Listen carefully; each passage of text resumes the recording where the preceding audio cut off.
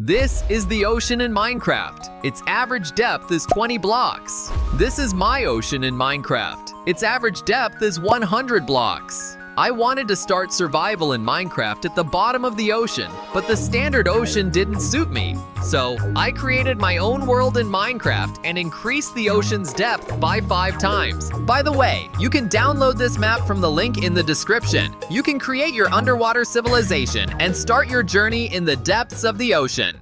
Day 1.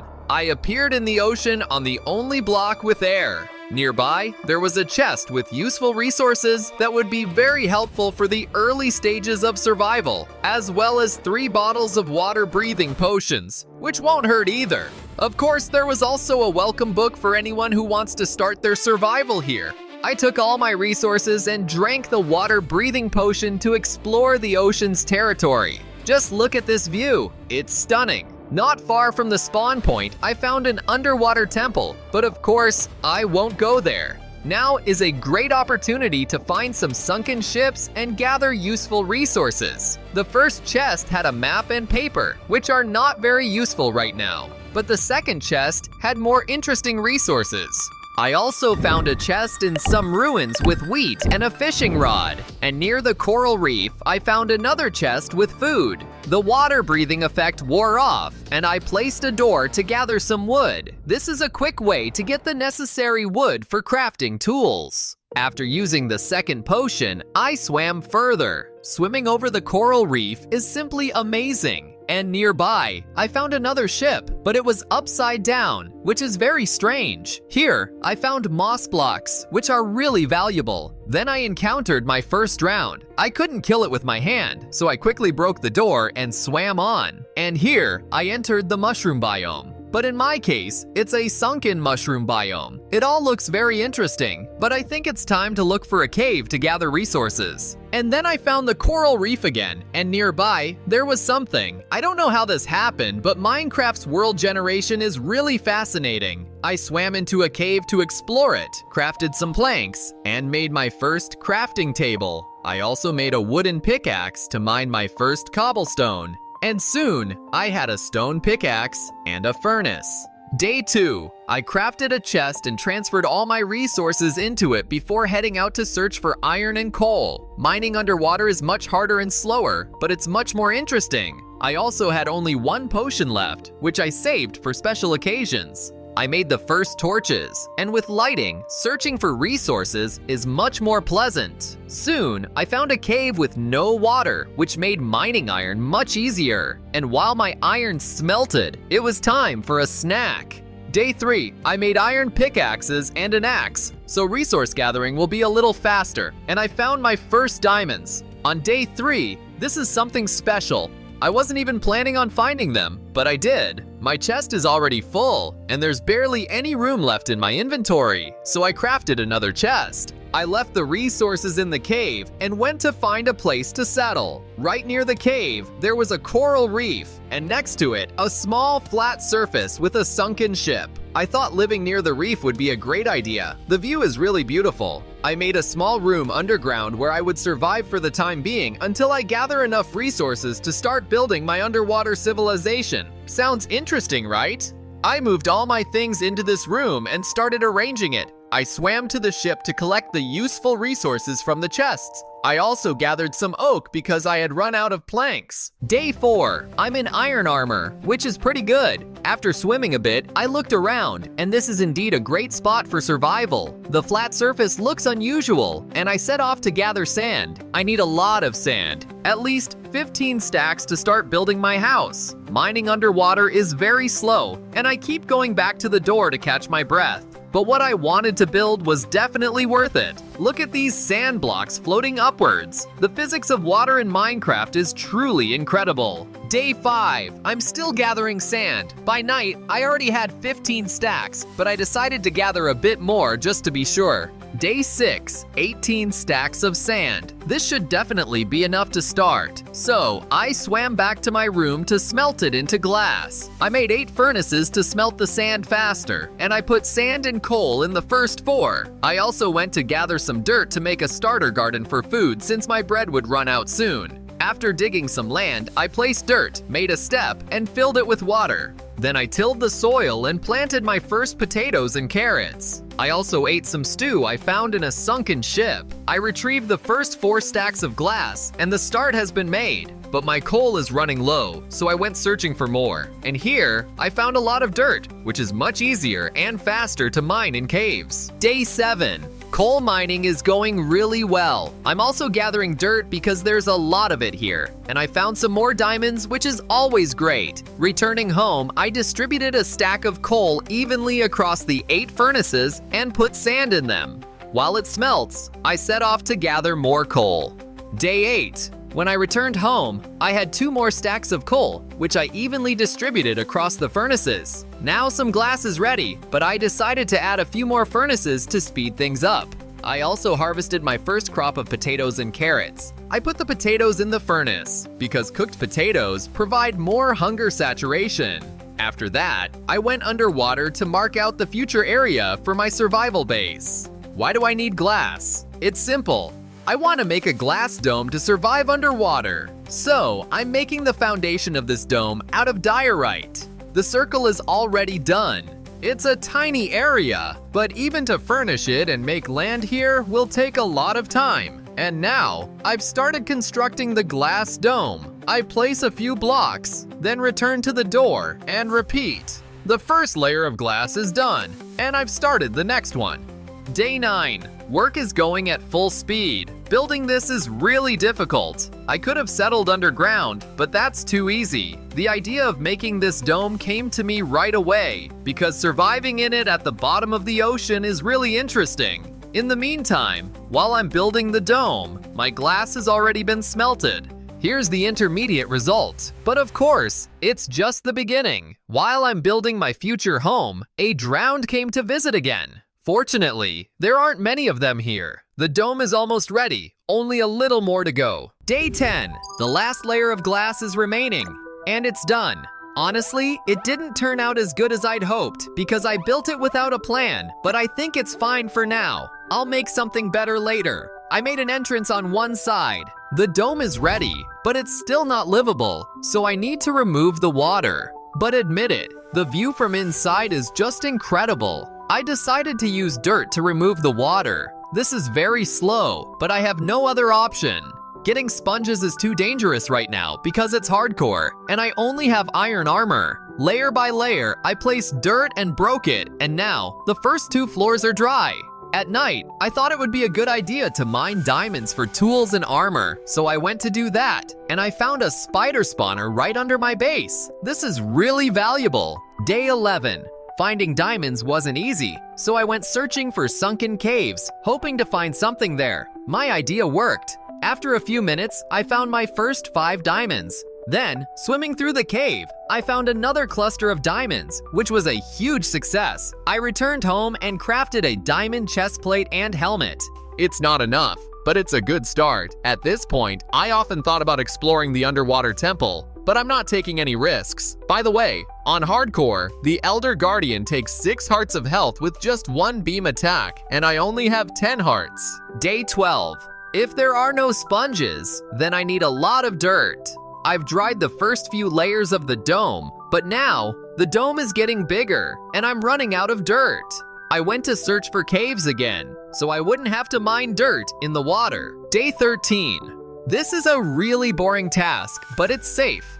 I realized that placing 2 layers of blocks at a time is much more convenient. By breaking the top layer, there are still blocks below, and walking on them is faster. But I ran out of dirt again, so I went to get more from caves. I also found some magma blocks. I don't know why I need them now, but I took them with me. Day 14. Yes, I'm still here, still gathering dirt. The area of water I need to remove isn't small, although I originally wanted to make the dome even bigger, but now I'm glad I didn't. Now I can place the second layer of dirt, and when there's a block underneath, it's really comfortable. And after a few minutes, I understand, but this area isn't for them. I'm building, working hard, and they came to see the results. Once I got to the surface, I immediately lit up the area. Day 15. I planted my first birch sapling, crafted a new shovel, and went back to break more dirt blocks. And now, most of the area is dry, just a little more to go. Day 16. The last layer of water is left, but after 10 minutes, it was gone too. And I did it. This is a piece of land on the bottom of an ocean 100 blocks deep.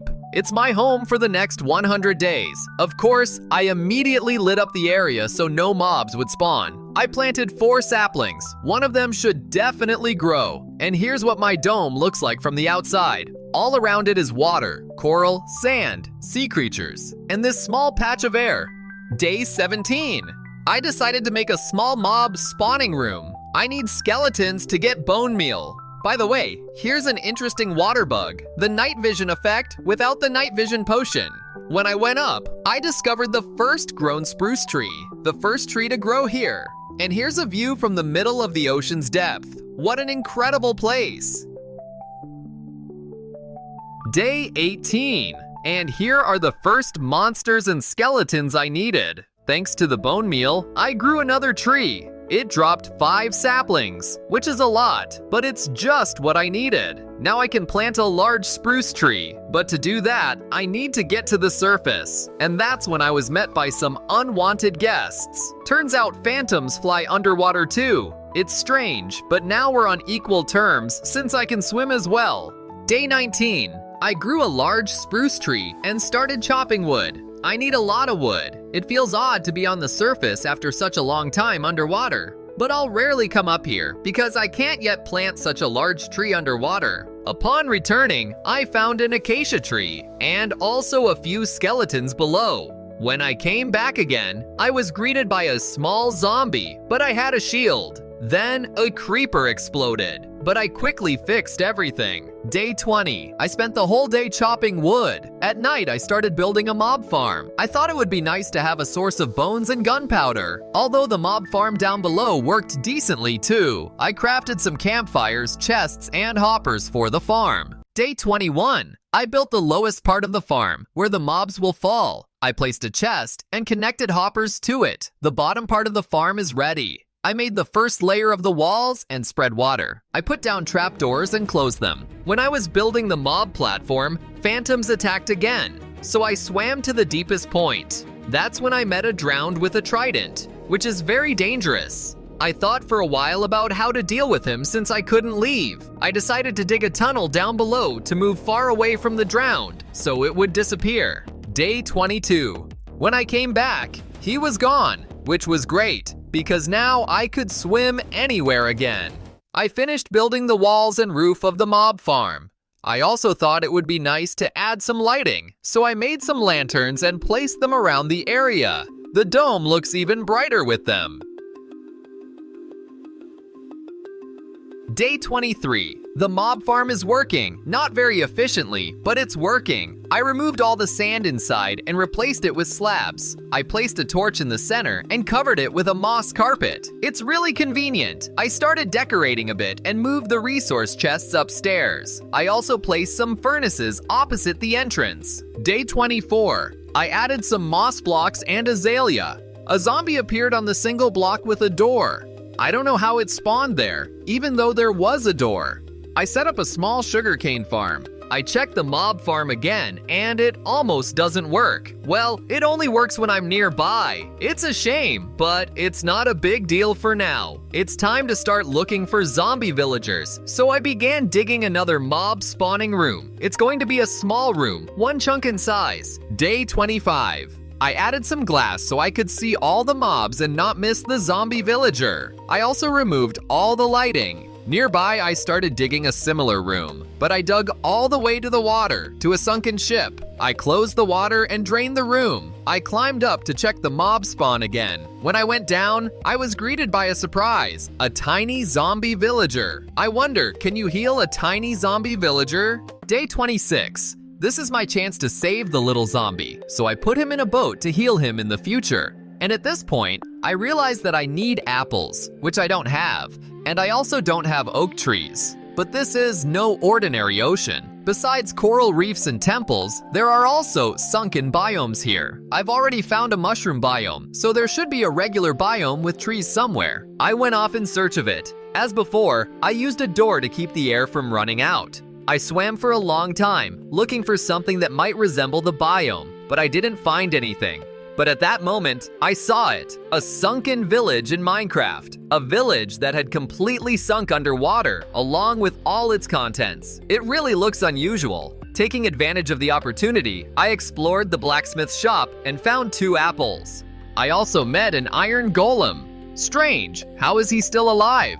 There were no villagers here, of course. And here's the tree I need right now. It's strange that I found only the village here and not a forest. Most likely, this was just a small island with a village before. And now, I got the first oak sapling, which is a great start. Looking around, I saw many drowned, so their habitat must be nearby. I also collected some hay bales for food. Day 27. I'm returning home with some really valuable resources, and now I'm home, where it's really comfortable and dry. I planted the oak tree and sped up its growth with bone meal. I also placed a bell for decoration. Not sure why, but why not? From the tree, I got another apple. The first part is done, but now I need to go to the nether to find blaze rods, and for that, I need a portal to the nether. So I went off in search of diamonds for a pickaxe and lava lakes. After going down, I found my first 2 diamonds. I crafted trapdoors and started searching for diamonds in a somewhat unusual way. Using a trapdoor, I can go into one block and move forward, only mining 1 block at a time. This method is very unusual for me, and I'm doing it for the first time. It actually works, and in just a few minutes, I found another patch of diamonds. Then I found a cave with a lava lake, which was a great opportunity to mine obsidian. Day 28. For the future, I recommend always carrying a crafting table and planks with you. This way, I was able to craft a diamond pickaxe right there. And now, 16 pieces of obsidian are mined, and I can head back home. I decided to place the portal at the spot where I have the sugarcane farm. After activating the portal, I tried to decorate it a little, and finally, the moment came to head into the nether for new adventures. I took golden armor with me because never joke with piglins. When I arrived in the Crimson Forest, I started looking for the fortress. Day 29. I found a ghast, but he wasn't happy to see me, so I went on. So far, I haven't found anything, but after walking 700 blocks, I finally found it. And there, I was met by 4 blazes flying in the air. I have to be very careful now. This is the moment where you can quickly say goodbye to this survival. I went inside and met 2 more blazes, which was a great chance to kill them. I didn't get anything from the first one, and nothing from the second either. Day 30. I'm inspecting the fortress for the necessary blaze spawner, but it wasn't here. After getting out, I finally found it. It wasn't too dangerous, so I immediately dug down to try to kill them from below. This way, I had at least some chance to survive. And here's the first blaze rod, and another one right after. But losing my vigilance, one attacked me from behind, and I was left with only 1 life.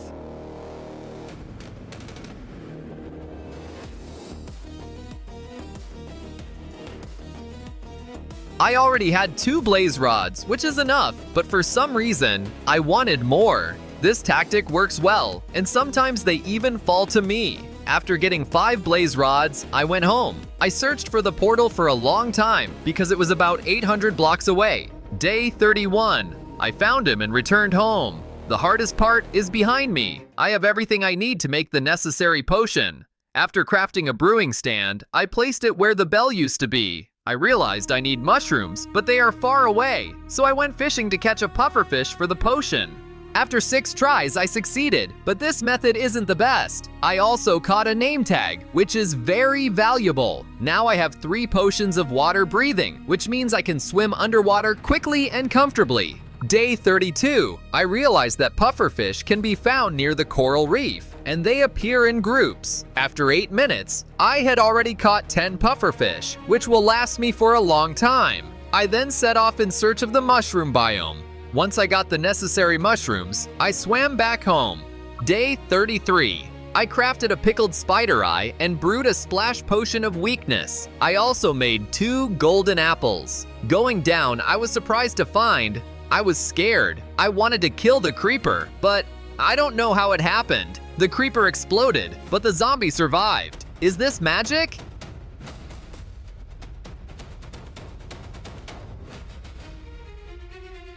It's time to heal him. And now there's a little villager. It was my first time healing a little zombie villager, which was quite amusing.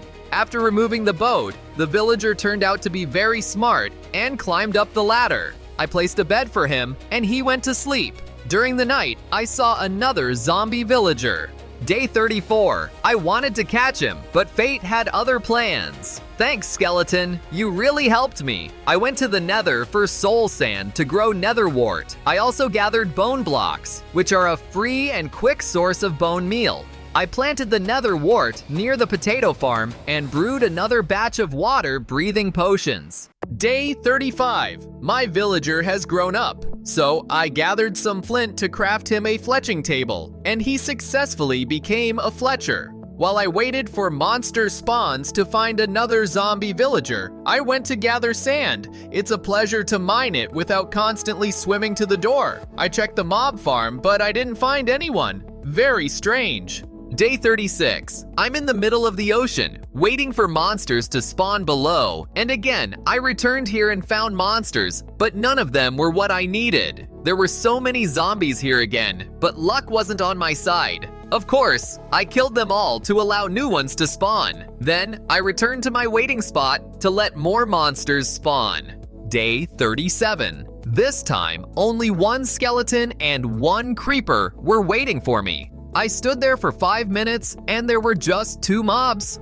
I thought maybe I should try moving away horizontally through the tunnel at the level of the farm. After waiting there for another 5 minutes, I encountered 2 skeletons and a zombie. Sadly, not much had changed. I ended up with 4 skeletons. This isn't ideal, and I need to find a solution to this problem. Day 38. Another attempt to find a zombie villager, and again, no luck. As you can see, I'm very determined to find the right zombie so I can get my second villager. Day 39. Finally, luck was on my side. I remember what happened last time, so I need to be very careful now. I killed all the zombies from below so that the skeletons wouldn't see me and accidentally hit the zombie I needed. That's exactly what happened last time. This zombie villager turned out to be very smart and even managed to climb up to me using the ladder, but I'm glad. I placed him in a boat and gave him a splash potion of weakness and a golden apple. This area has served its purpose, and now it's time to set it up as a potato farm. Villagers need a lot of food to breed, so this area is perfect for that. The transformation was successful, but the villager turned out to be homeless, and in the future, I won't be able to assign him a profession. However, fortunately, he can still breed, so he's still useful to me. I gave him a bed, but he didn't want to sleep much. Leaving them alone again, I returned to dig out my future farm. The area is now ready, and it's time to fill it with dirt. Day 40. Counting the blocks, I placed water sources to ensure the potatoes grow successfully. Now, it's time to till the soil. The area is quite large. Now I can plant the potatoes. I placed light sources in the middle because the potato farm wasn't getting enough light. To speed up the potato growth, I used bone meal, and thus, I managed to plant the entire farm. Day 41. The villagers are here, but there's a problem. I don't have any string to craft beds. For them to breed, I need enough beds and profession blocks. I thought about looking for caves with a lot of cobwebs, but then I remembered I had recently found a spider spawner, and now I'm back here. By breaking one block, I accessed the spiders, but they couldn't reach me. They kept crawling to the ceiling, and I couldn't reach them. But now I have a full stack of string. With that, I crafted 16 wool blocks, which gave me 5 beds. Day 42. Back home, I crafted composters for the villagers and expanded their living area. I gave them 1 stack of potatoes each, and within a minute, a little villager appeared. These guys are not only smart, but also very fast. 1 fletching table wasn't enough, so I gathered more flint to craft additional ones. Now, I have 4 fletchers, which will be enough to get emeralds in the future. Day 43. While the villagers are breeding and growing, it's a great time to gather wood. Although in my case, I need a lot of it. I'll use the wood to craft sticks, which I can trade for emeralds. While going down, I encountered a zombie in full golden armor, holding a shovel. But 30 seconds later, he was a drowned zombie in golden armor with a shovel. To gather wood and grow many trees, I decided to expand the platform. Every 4 blocks, I placed 4 blocks of dirt for saplings. I used bone meal to grow several trees. And of course, now it's time to chop them all down. Day 44. The day starts with some romance at the villager's place. After crafting sticks, I traded them for my first emeralds. I went to the potato farm and harvested a lot of potatoes for the villagers. There's really a lot here. I now have an armorer with whom I can get very valuable tools. I traded actively with him and bought all the stone pickaxes and shovels, but I realized that giving him iron would be much faster, so I started digging tunnels to find some. I also gathered coal for the furnaces as I had run out of it. I spent the entire day and night on this task. Day 45. Back home, I was greeted by an iron golem. He's a great protector for my house. I immediately put all the coal and iron into the furnaces. While it smelted, I continued trading with the Fletchers. I gave the first iron to update the trades. I realized that the golem is not only a great guard, but also a source of iron. I had reached a diamond axe, but the enchantments weren't very good. Of course, I bought it to continue trading with the toolsmith. I killed the iron golem again and went to gather wood at night. The axe doesn't have efficiency, but gathering wood has become slightly faster. Day 46. With another batch of wood, I returned home and killed another golem. Unexpectedly, I met a drowned with a trident. His look was very discontented, and I think he wanted to tell me something about my territory. But I'm here, and I'm safe. My important mission is to revive the underwater civilization. I reached the last level of the toolsmith, where I could buy a pickaxe with efficiency 2. That's already better, but of course, one toolsmith isn't enough. So, with another batch of planks and sticks, I went to the Fletchers for emeralds. I already have 2 stacks of emeralds, but it won't last long. By giving the toolsmith iron, I trade with him very quickly. But the number of villagers is increasing, and the beds are running out. So I went to the spider farm to gather string. I brought some glass with me to slightly change the design of the farm. Of course, I could completely rebuild it and add water to gather the spiders in one place. But I think this method of gathering is enough for now. In the end, I left only 3 glass columns. Day 47. After gathering half a stack of string, I returned home. This will be enough for a few more beds. I unexpectedly found a cat. How did it get here? And of course, I couldn't miss the opportunity to tame it, so now I have a pet. From the second Fletcher, I got an axe and a pickaxe with efficiency 2. But of course, this isn't enough for great tools. I ran out of iron, so I went out to gather some more. Day 48. Along with the iron, I decided to gather some diamonds. They can also be traded for emeralds and quickly level up the villagers, though it's not very fair to trade diamonds for emeralds. Then again, sticks for emeralds aren't exactly fair either, so I won't complain. I put 2 stacks of iron in the furnaces and continued trading with the third toolsmith. He now offers a shovel with unbreaking. I understand that good tools also need good armor, so I crafted a few blast furnaces. It seemed like the right time to expand the area for the villagers. I doubled its size. At this point, villagers are very valuable to me, so I didn't spare any space for them. Day 49. I harvested all the potatoes again and planted them. I broke all the beds and tried to arrange them compactly. It turned out quite well. On one side, I have armorers, and on the other side, toolsmiths. I started trading with the armorers. They also accept iron and diamonds as payment. And now, I have my first expert. The third armorer had a full set of armor. All the unnecessary armor from the first trades, I left in one place. At night, I went back to gather string for crafting wool. Even with a spawner, the farming was slow, which was strange. Day 50, I crafted 3 more beds, which should be enough for now. I began actively trading with the villagers to find the right tools for combining. To craft an anvil, I need iron, so I went to look for it again. I got the iron, crafted the anvil, and now it's time to combine the tools for better enchantments. Day 51. I bought a diamond pickaxe with efficiency from a villager. I crafted a sword and headed into the mines in search of lava. I poured water and began mining obsidian. I need it for another portal to the nether. I got the idea to create an experience and gold farm using zombified piglins. At night, I went to gather wood. Day 52. I went to the nether to mine magma blocks. These blocks are necessary for building the farm, so zombified piglins will spawn on the platform. I found the right biome, and strangely, there were a lot of endermen here. I placed each of them in a boat and killed them. It's a great opportunity to get ender pearls, which are really needed to escape to the top of the nether.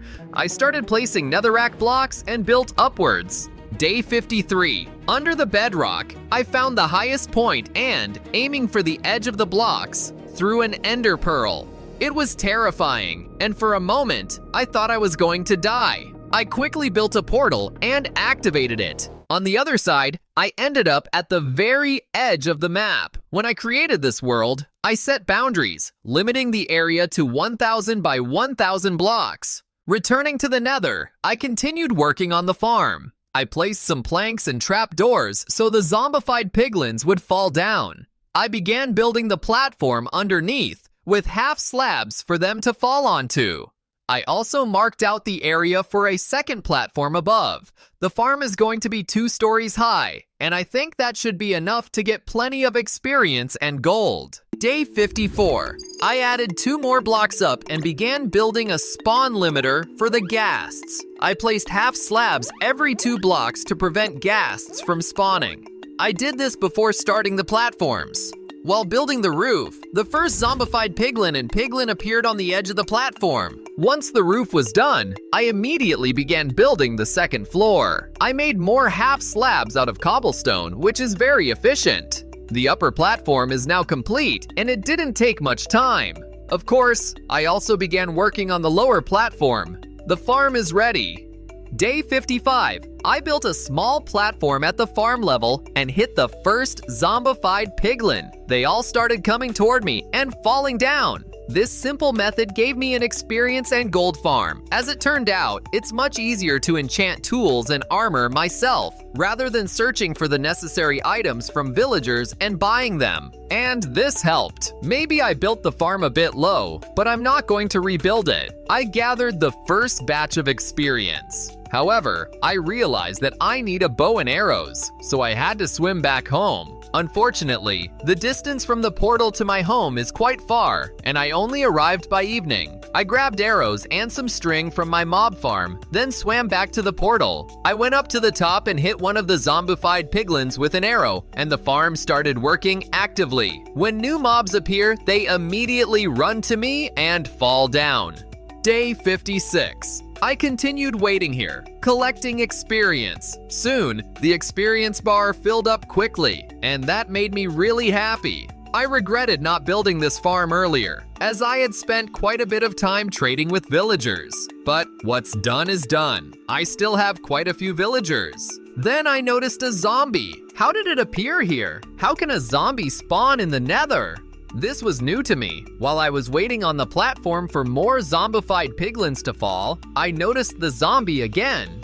Should this be happening, or did I miss something in Minecraft? Day 57. I now have 73 levels of experience, which is enough to start. I crafted gold ingots from the gold I gathered. After returning to the overworld, I swam home. But I went back to the nether and searched for piglins. To begin enchanting, I need bookshelves. For books, I need leather. But there are no cows, so I can get some leather by trading with piglins. I searched for a long time and finally found the first piglin near my portal. But one was not enough. I couldn't find any piglins in the forest, which was really strange. Then I met a second piglin, but he wasn't friendly. This happened because I started breaking gold ore near him. Day 58. I put the piglin in a boat and began trading with him. I managed to get my first piece of leather, a great start. But then, unexpectedly, another piglin appeared, and now trading became faster. While I was trading, a guest gave me a surprise gift. I quickly blocked myself in and continued trading safely with the piglins. Now I have enough leather, as well as many other useful resources. I have leather, but I still need paper. So, I immediately built a small, compact sugarcane farm. I have to build everything here, since there's no land underwater. While the sugarcane is growing, I decided to visit the tree farm and get some useful work done. Day 59. When I returned home, I got only one sugarcane. I made planks and sticks from the wood and began trading with the bowman. Besides crafting bookshelves, they can also be bought from the librarian for emeralds, so I focused on gathering them. I found some carrots in chests and planted them. Soon, I'll be able to make golden carrots from them. I realized that the villagers didn't have enough beds to breed, so I went to the spider farm to gather string. I managed to make 12 wool blocks. Returning home, I gathered the sugarcane. Day 60. I made my first books, bookshelves, and lecterns for the villagers. I placed 4 new beds, giving me the chance to get several new villagers. I ran out of planks and sticks, so I went out to gather more wood. I spent the whole day and night doing this. Day 61. The villagers started breeding actively from early in the morning. I resumed trading with the bowman to get more emeralds. Although I already had quite a few emeralds, extra ones never hurt. The first 4 little villagers crowded around the lectern. I made 8 more books. I also created my first enchanting table. Day 62.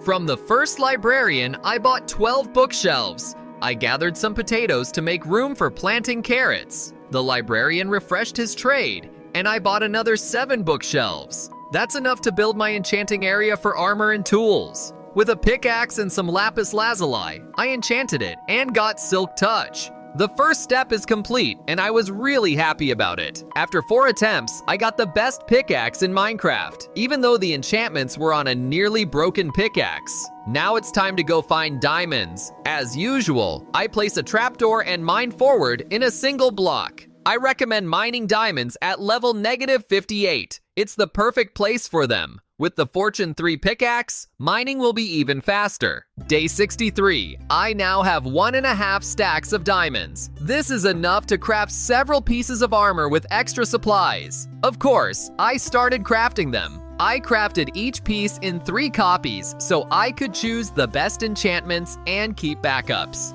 Now it's time to enchant them.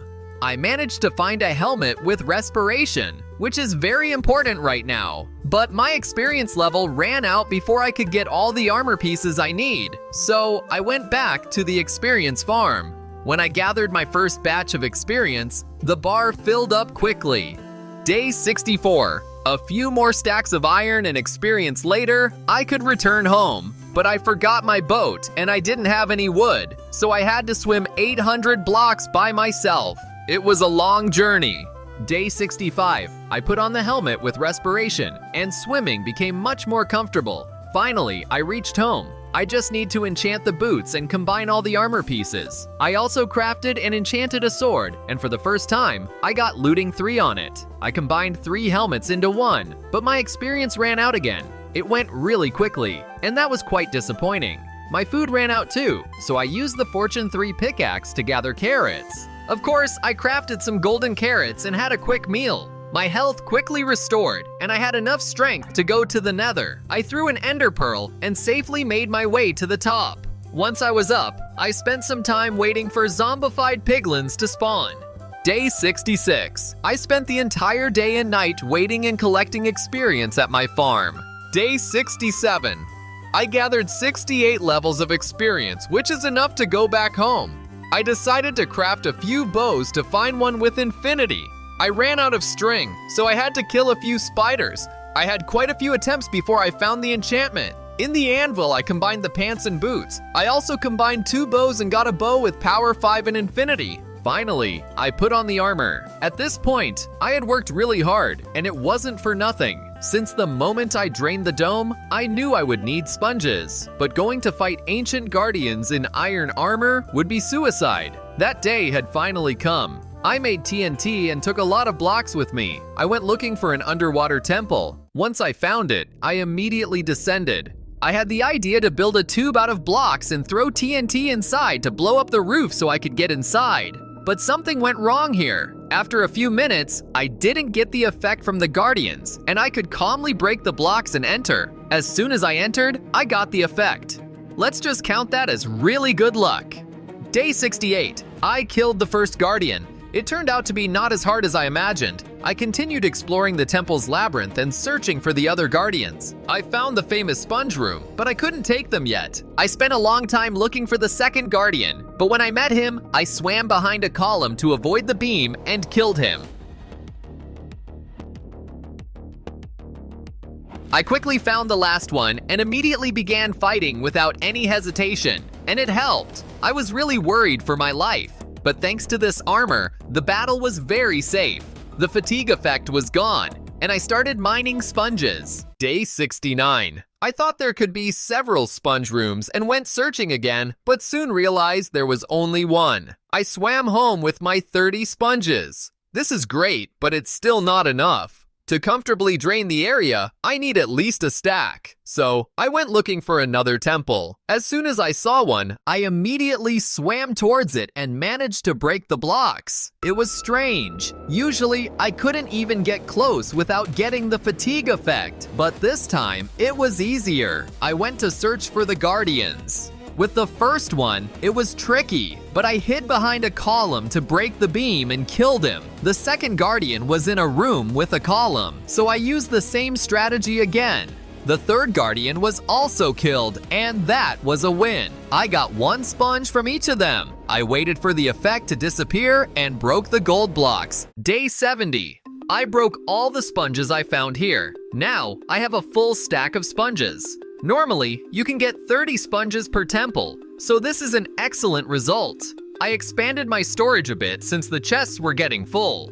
Then I went to the experience farm again. But when I shot the first zombified piglin, I didn't realize my bow had knockback on it. Fortunately, the zombified piglin still aggroed on me, so the farm still worked. Day 71. After gaining 50 experience levels, I headed home. I need experience for enchanting axes and shovels. I need a lot of shovels for mining sand. I took 2 shovels and some doors and set off in search of sand. My first idea was to sail to the map's border to start mining as far from my home as possible, to avoid ruining the landscape. But when I dove underwater, I found only gravel. After swimming a little further, I found a great spot for mining sand. Day 72. I've been mining sand all day. I plan to build a dome again, but the dome I want to build is several times bigger than the current one. That means I need many more stacks of sand. I don't know the exact amount, but I think at least 50 to 60 stacks will be needed. After spending the whole day and night mining sand, my inventory was completely full, and I swam back home. Day 73. To smelt that much sand, I needed a lot of coal, so I went mining for it. Thanks to my fortune-enchanted pickaxe and the fact that there was a lot of coal in one place, I gathered it much faster. I decided to stock up on coal, so I would have enough for all the sand. Day 74. In the morning, I returned home with 8 stacks of coal. I wouldn't say it's a lot, but it's enough to start with. I divided the coal into equal parts and distributed it across the furnaces. It's very convenient. Of course, I also put the first batch of sand into all the furnaces. I made a few more furnaces and set them up on top to speed up the process of smelting glass. While the sand was smelting near my home, I started mining more sand. I had mined some of it here at the beginning, and I thought if I collected another 15 stacks, it wouldn't hurt. Although yes, in the future, I would prefer to mine sand as far from my home as possible. Sand is very easy to mine, but since most of the blocks float to the surface, I have to mine it a bit slower. Once I returned home, I collected the first batch of glass from the furnaces and stored it in chests. And of course, I immediately placed the remaining sand back into the furnaces. Day 75. I gathered some sugarcane, which had grown. I also thought it would be a good idea to expand my nether wart farm because underwater breathing potions are incredibly useful. I made a few brewing stands to speed up potion making. Then I started replenishing my stock of underwater breathing potions. Soon, the small chest was mostly filled with bottles of the potions I needed, which will be very helpful in the future. I also took all the glass from the furnaces and stored it in chests. This amount of glass might even be enough. Day 76. It's time to start building the new house. In the early days of this survival, I built this dome and spent most of my time living here, but it's getting really cramped. So, I decided to build another dome that will be several times bigger and even more beautiful. However, the amount of glass I have now might not be enough. So, I went back to mining sand. With underwater breathing potions, mining it is a breeze. Day 77. I mined enough sand, so I jumped into my boat and sailed home. I distributed all the sand across the furnaces, although there was very little coal left. Taking some diorite blocks with me, I began marking out the base for my future dome. Counting block by block, I'm building a circle. I found a great website that helps with making any circle or even a sphere of any size. You can view each layer and the placement of each block, which is really convenient. Thanks to this, my dome is going to be perfect. My first dome was built without any plans. I removed the sand so it wouldn't get in the way of building the dome's foundation. And half of the circle is already done. I placed some sand blocks to level the ground and create a flat surface for building. Of course, there will be many changes here in the future. And now, my circle is ready. Looking at the size of my current house and this starting circle, I realize that I have a lot of work ahead of me. But the space I'll have for survival is definitely worth it. I started clearing out the kelp inside the circle. Day 78. The cleared area looks much better. I took some glass from the furnaces, but most of it hadn't smelted due to the lack of coal. But I think now I have enough. I gathered as many blocks as I could and more underwater breathing potions and started building the dome. First, I'm making a small base on all 4 sides of the circle so I can get an idea of where to place the blocks. Once I finished those 4 walls of glass, I began connecting them. The first layer of glass is easy to make because it's the same as the circle outline. And now, the first layer is done, and there are still many more layers ahead. I've completed the first 4 layers of the dome. This wasn't hard, since this is the first level, and it's all the same. Day 79. I'm expanding the main sides of the dome to better understand where the connections need to be. In practice, this turned out to be a great decision. The 4 sides have been expanded, and now I can clearly see the future outline of my dome. I have very little glass left, so I grabbed the second batch and some more dirt blocks to use as filler where the foundation is missing. Day 80, and now I can show you half of the dome that's already built. The hardest part is done, because with each layer of glass, the dome will get smaller. Looking at the dirt blocks, I notice a very interesting pattern. Of course, I'll remove them later, but for now, they're helping a lot. I went home, grabbed some more potions and glass blocks. Day 81. I continued adding layers of glass and narrowing the dome. I had the idea to make a flat roof at the top, but that would make it look unnatural. Here's another intermediate result, and most of the dome is already built. I'm almost at the final layers, where there are only a few blocks on each layer, so I'll be able to build them even faster. Day 82. There's very little left now, and with each block, I'm getting closer to finishing the top of this glass monster. And now, the final layer of glass, and the dome is done. After looking around inside, I realize how vast the area for future builds is. But the problem is, there's so much water. However, I really like the dome itself.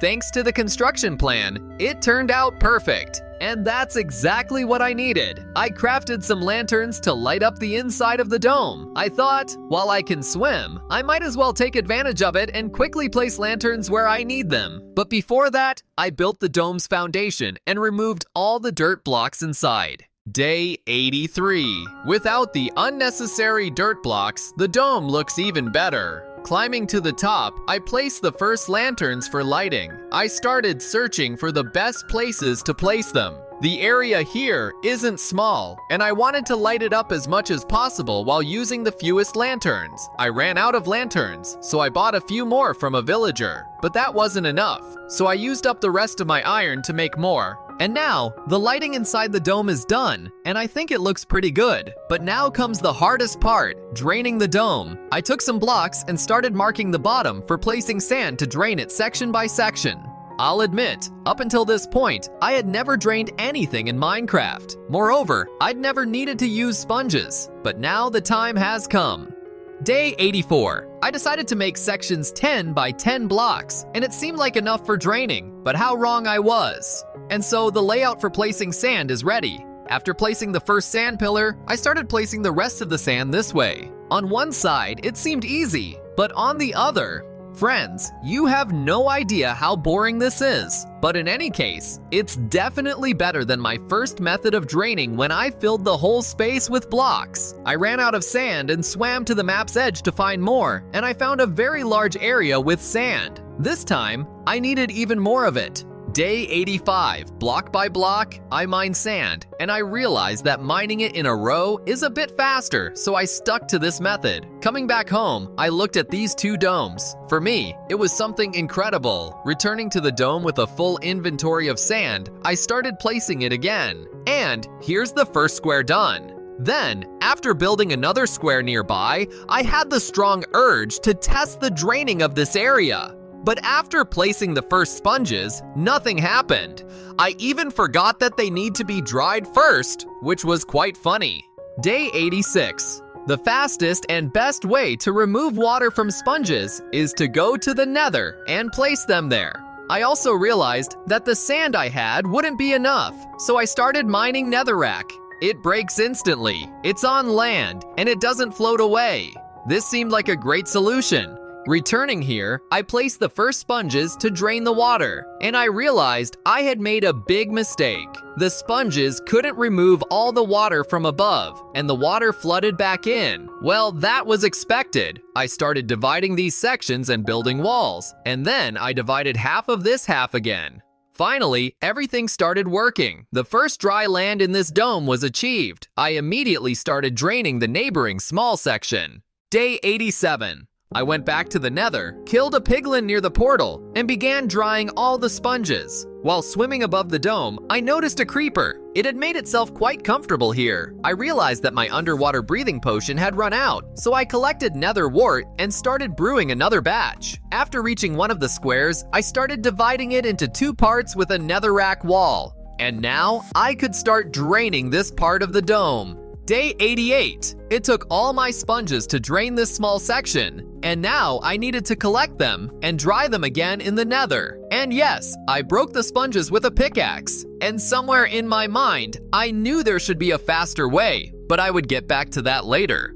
Moving 5 blocks back, I started building another wall. I tried draining this large area, and it seemed to be going pretty well. That means, in the future, I might try draining an even larger area. But after draining only half of this territory, I ran out of sponges. Day 89. Now I place them in a straight column in the nether, and as I descend, I start breaking them. I return to my territory and begin dividing it into sections to use fewer sponges. But as it turned out, I still used one full stack of sponges to reach the bottom. And here, I finally realized that I can collect sponges with a hoe. I even enchanted it for this purpose. And yes, they break instantly. Why didn't I do this earlier? I simply didn't know about it because I had never used sponges. I built a column of sponges again and was able to break it in 15 seconds. It's so convenient. I placed the sponges again, and this time I could break them much faster. Day 90. The morning starts with the first monsters and a broken sand wall. I begin draining the side of the dome, and it's pretty large, but for some reason, it's draining quite easily. I still don't understand how to use these sponges most efficiently. But in any case, things are moving forward, and I'm draining this dome. Using torches, I started removing the sand. It's very convenient. And then, once again, monsters appeared. A creeper exploded and helped me with the sand. I placed another wall and began draining everything from the inside. This is an angular part, and it's going a little faster here. Day 91. I'm building walls again, but this time, they're 5 or 6 blocks wide. Gradually, the work is going faster, and I'm starting to understand how the sponges work. Day 92. I removed the sand walls and can now freely run across a small section of dry land. Almost half of the dome is already drained. I have to go to the nether very often, but at least draining and breaking sponges happens instantly. I installed doors at the entrance to prevent water from getting inside. I placed sand walls again. Day 93. I break the sand and netherrack on the finished territory and use those blocks to build walls on the new territory. After demolishing the walls, I realize that half of the dome is completely ready, but there's still a little left. If I had built the sections 5 blocks wide from the start, I think I would have worked even faster. I'm building the largest netherrack wall again and then dividing it into small sections. Day 94. I swim up to the dome and rejoice in the work I've already done. I place the sponges and drain the area. It's larger than usual, but I still manage to drain it. Though, it's easier to work with a smaller area, and the water doesn't spread as much.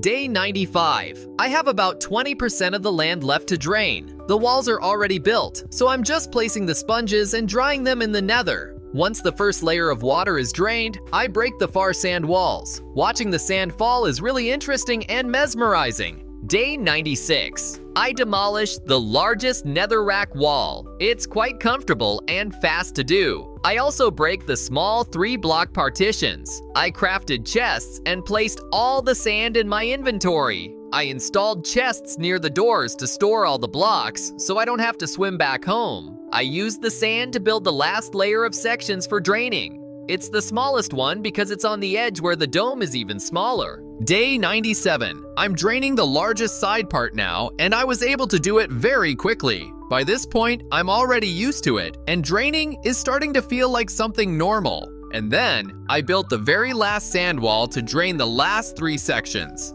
Day 98. I placed the last sponge to drain the water that was left in the block with the lantern. Then, I begin tearing down the walls so that my dome takes on a completely different look.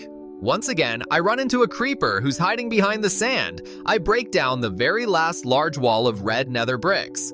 And then, the territory is fully drained. It took me 23 days to build and drain this dome, but it was worth it. I'm incredibly happy with the final result. Just look at the view of this dome from the outside. One small dome where it all started, and now the second one is several times bigger and looks even more incredible. Now that the dome is ready, I can move on. And next, I need to get a very important block, the grass block. Fortunately, there's a sunken village here, and a few grass blocks under the water layer have survived. Day 99. I notice the grass and the grass block, but it's surrounded by drowned mobs. I closed myself off with dirt and used a shovel with silk touch to get the grass block. It's very valuable because with it, I can radically change the area inside. I found another sunken ship nearby and also found moss blocks. Back home, I quickly made a farm for spreading the grass. I started removing the layout of the territory inside the dome, and I also began removing the sand. I planned to replace it with dirt, but I didn't have enough dirt, so I went to look for it. But unexpectedly, I decided to mine gravel. With it, I can make coarse dirt and regular dirt. I have no idea why I made that decision. Day 100. The final day of this survival, but I'm still mining gravel. And don't look at me like that. I see there's plenty of dirt here, but this is a special area near my house, and I didn't want to ruin it. Though, the temptation was very strong.